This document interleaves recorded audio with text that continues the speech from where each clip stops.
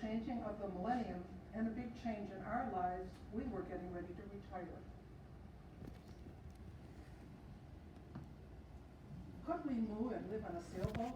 After all, we had owned sailboats for most of the 37 years of our marriage. We had many fantasies about exploring the world in our boat. Could we do it?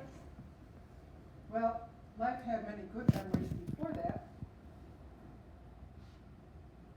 We had lived for 30 years in this house, a large 3-floor, 7-bedroom Victorian house. We lived there for 30 years. We raised a family. We had 4 family weddings.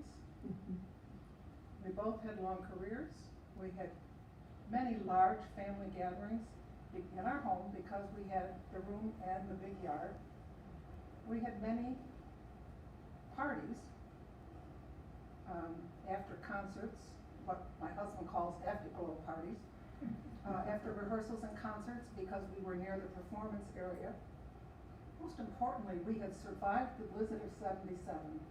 The most important thing was there was little likelihood that we would have any grandchildren, and we had 3 married daughters. Where was the house located? Buffalo. Buffalo, okay. It's very disconcerting to look and try to look Margaret in the eye, and all I see is a I'm sorry. is her computer. But could we divest? We did have many challenges. Could we give up our jobs? Oh, that was easy. How about snow days, of which we had plenty? Yep. Fritz was very eager to give up long maintenance. We could have a lot of furniture in that house. We owned 2 cars, but the biggest challenge was getting rid of the house. Could we do it? Our answer was yes. So let me step back a bit. We had sailed with others in Greece and the Caribbean. We had subscribed to a sail magazine with instructional articles and fantasies of sailing around the world. Fritz did a lot of racing and understood a lot about getting the maximum from your sails, even if you were sailing into the wind. The ideal is to have the wind behind you so that it fills the sails. It's a little hard when you're sailing into it. I found an organization called Women for Sail. And I went with them, had the experience of sailing out in the ocean 200 miles offshore, learned the ins and outs of that, even coming in from a bad storm, and all about navigation at sea.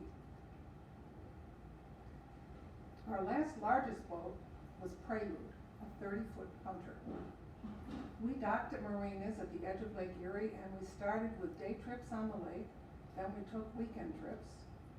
After all, we were still working. Eventually, we took 2-week trips on the lake between U.S. ports and Canada. Finally, we traversed the Erie Canal with the mast down, because you have to go under those low bridges, out the Oswego Canal to Lake Ontario, put the mast back up again, then we sailed to Toronto, to the western end of Lake Ontario, through the Welland Canal, back into Lake Erie, and back into the Eastern Atlantic. We learned a few things.